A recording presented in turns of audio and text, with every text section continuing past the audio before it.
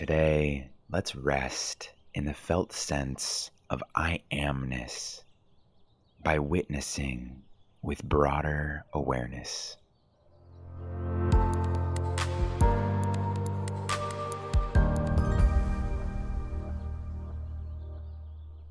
Good morning, beautiful soul. Matt here, and welcome to day 2 of our 7-day morning routine journey. Today's intention is I am present. We have a fun dive into the sciences. We have a healthy habit to try out, a practice of gratitude, and a journal prompt for today. So, thanks for joining me. Let's dive in.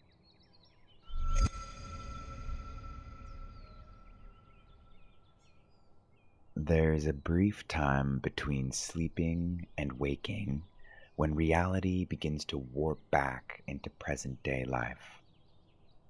This state of consciousness leading out of sleep is referred to as the hypnopompic state, or hypnopompia.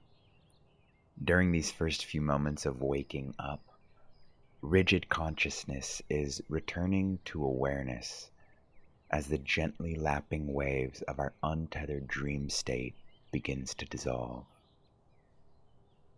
This liminal arousal is a unique opportunity to enjoy our spacious beingness and quieted mind before it gets ahead of us into the day.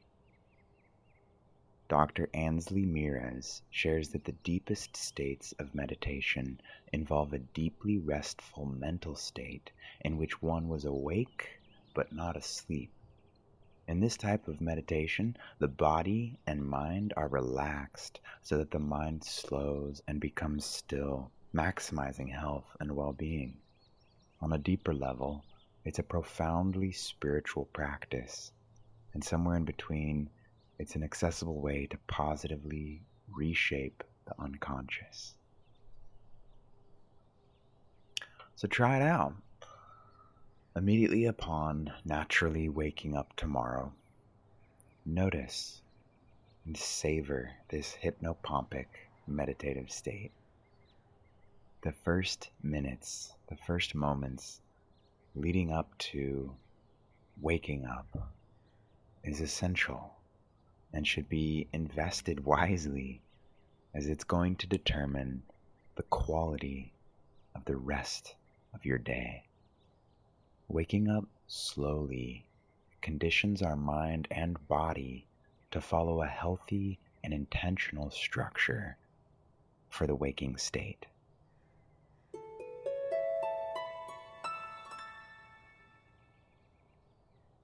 Today's healthy habit is brought to us by Mooji. I love Mooji. During his morning routine walk, he offers us simple and practical guidance for how to best start the day in grounded presence. He says, just be aware of the sense of being. It's not personal. Of all the habits, this is going to be the most fruitful, the most delivering. And this habit becomes integrated into your being. The more you try this, the better it gets. All right, I'll turn it over to Mooji. First thing is to be aware that you're already there before the start of a day.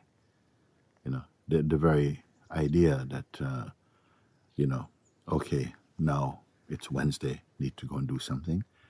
You're already here before that, even that first thought emerge. If there's a first thought, it must emerge in front of some consciousness that's aware that that is my first thought. To be conscious of that is already very, very powerful.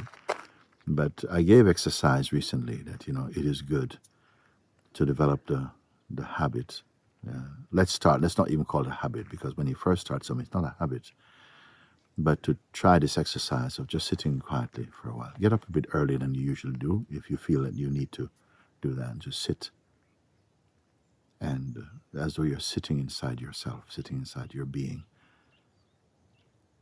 And just be keep your awareness around this body for a moment. Just be present with your body.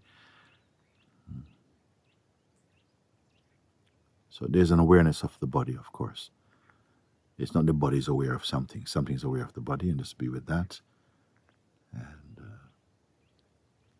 if you want to close your eyes or open your eyes, it's fine. But be aware. Now you're registered, the body's here, sitting in a chair or whatever. But what else is present? And there's an obviousness that something which I'm calling your being is present. Sometimes mind is also coming up. But if mind is coming up, be aware of that. And if it comes up, it's almost as fishing for personhood, that if you can make a personal contact, then it will start this mechanism of, yes, I should do this and what I need to do and so on. So this just be aware of that, but don't go into trying to get rid of or pacify or change anything. Just be aware that that's the mind stuff. That's more important. That's just kind of bubbling here. But greater than that is the space that is allowing mind to come up. And mind is going to come up in the form of some noise, some person, some memory, some projection. Just see like a butterfly passing through the greater space of just isness, of just being. And that's just here. Beingness is not at work. It's not doingness. It's a beingness.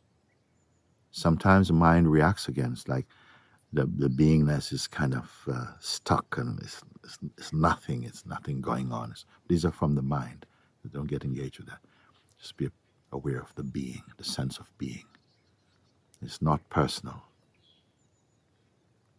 Even the sense of being here. Keep the attention just on that. Not in a tense way, just that you're aware of beingness. You may be aware of mind, you're of body, but these body and mind stuff are appearing in the greater self, in the beingness, the sense of just I amness, impersonal. And to rest consciously in this I amness. Now, in the beginning, of course, we may struggle a bit with that because the habit of the mind is to kick up, or to rebel or to project or something. But the more you try this, the better it gets. And you feel just very, almost as though you're hugged inside your own self, by yourself. Something is immense about it. It's not tight. It's like you're hugged and yet you're without shape. It's as though you're embraced but without shape. Embrace means a beautiful warmth and in-tuneness and oneness in this expansiveness that seemed to just be immeasurable. And the more you focus your attention on this, then you'll see that you stay in that awareness even throughout your activities. You don't have to postpone now activities. Give yourself 10 minutes at that in the morning, and whenever you feel like, actually, you can do that. Develop that. If of all habits, this is going to be the most fruitful, the greatest, the most delivering habit. In fact, and this habit becomes integrated in your being. Beautiful. Follow that.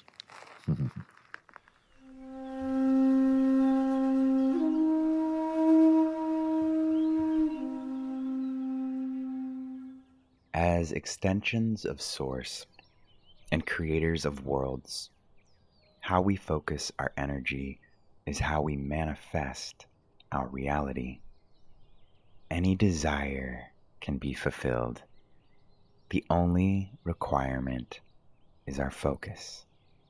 The quality of our focus, often thought of as positive or negative, is what determines how we feel moment to moment during the endless journey of manifesting thoughts into things.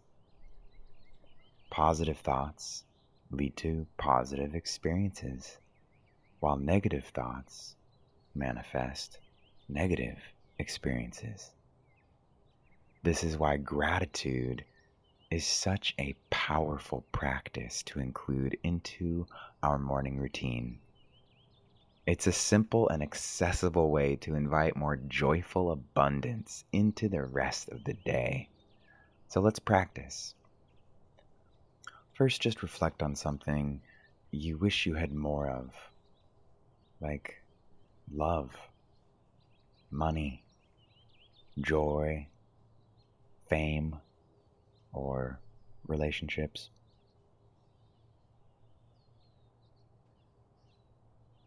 Now recognize that it is the positive feelings that you will feel upon having those things that inspire your desire to manifest it.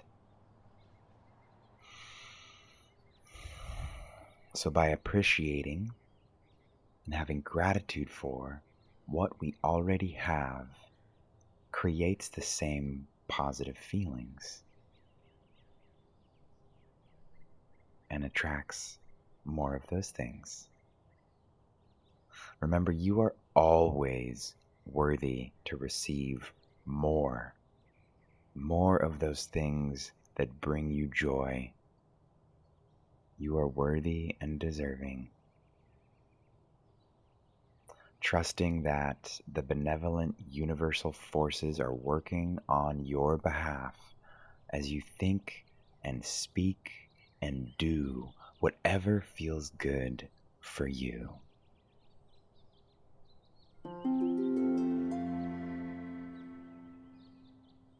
Wrapping up today's session with a journal prompt question. This is a question that I often end my morning page stream of consciousness journaling with. The question is, if you could only get one thing done today, what would it be? If you could only get one thing done, just one, what would it be? This question helps us really narrow down what is most important. It is often easier to get distracted with the smaller, less important things. Because let's face it, they're easy. But our series of healthy habit stacking, aka our morning routine, healthy habit stacking, we gain powerful momentum throughout it so that we can spend the rest of the day devoted to those things that are most important. Personally, after writing in my journal, I do a little to-do list for the day while I'm still aligned and clear-headed and inspired. And this serves as an anchor throughout the day to reference what things are important for me to focus on, especially as the unexpected demands and requests of others grab hold of me.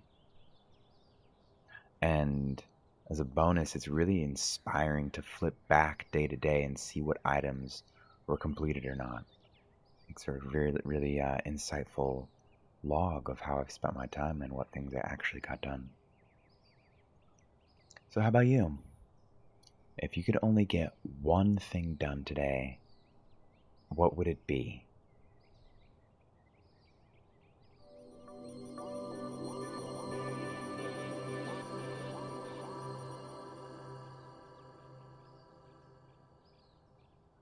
Thanks for tuning in. Looking forward to connecting with you tomorrow on day 3, where we explore our creativity. Gonna be so good. Enjoy the day. Peace, love, presence.